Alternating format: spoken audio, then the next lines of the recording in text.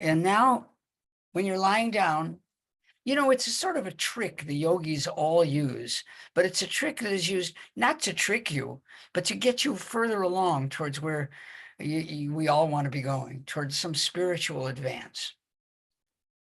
So they try to zap you with something.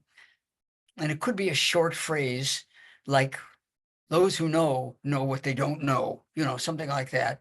Or it could be just some universal fact that is not very widely known. Like, here's one. There are more galaxies, each with 1 billion stars or more.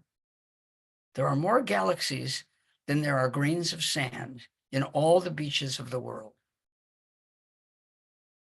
I read that from in a periodical I trust. I know it's true. So it gives me great pleasure to tell you about it.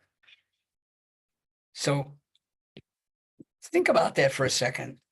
It says a couple of things. First, the immediate thing I think is how incredibly unimportant and insignificant we are. Even if we're billionaires, we're not very significant. But I think the second thought that I get anyway is that how wonderful we are that little us can figure all that out. I think that the molecule DNA it ought to win the Nobel Prize, because that's a molecule that has created creatures to understand it. What other molecule can make that claim? So what does it mean, this understanding? That's what I want you to think about for a few minutes right now. Usually to understand a problem is to divine its solution. But what about understanding a person? We're not a problem with a solution. What does it mean to understand us? Well, I think in part it means to anticipate. We know him so well, we know what he's going to do. And further, if we really understand him, we know when we don't know what he's going to do, when what he's doing is a puzzlement. Now, the question I'm obviously going to ask is, do you know yourself well enough to know what you're going to do some of the time, and know which times where you say, I really don't know what I'm going to do when that happens, or if that happens? I have a suspicion that we all do know each other, and we know ourselves that well, but we often obscure ourselves from a view of ourselves. We don't want it.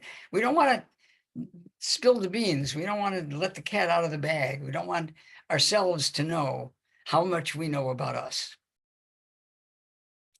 Is that because we're afraid we're not so beautiful inside? I think in part it is. Is it because we don't want to sort of make our wills or our volition exposed to how much we know we're going to do, so that we have to think way up the line, way in advance, to be able to prevent ourselves from doing things that we could very easily anticipate we're going to do? Or on the other hand, not be afraid that we're not going to do the right thing when I know very well I am, or somebody else knows very well that they're fully capable of it, and not much around that's going to stop them. So that's what I ask you to do. Shed as many, bragging or demeaning facts about yourself, and look at yourself in the third person singular, she or he. What does she want to do? What is she going to do? And I think the big question, don't try to set any goals here, but ask yourself, what does she really want? What does she really want to do? And then ask yourself, without answering the question, is that what I really want? And if you're like me, you're going to find you have all kinds of things you really want, but are not what you really want. They're not even close. And how do you get from the things you're really trying to get right now or accomplish right now, which are not what you really want? How do you get from there to what you really want? I think that's the work of meditation. So I'm going to give you a minute or two, not to try to make these decisions, but to let your self-understanding, your understanding of yourself bubble up from where it isn't something you're conscious of to a little more consciousness about who you are. So ready? Just be as still as you can, like a field lying fallow. No plants are growing, no eagles are flying overhead, no worms are wiggling below. It's just a field, and it's growing fertile by being useless. Make yourself useless for a minute.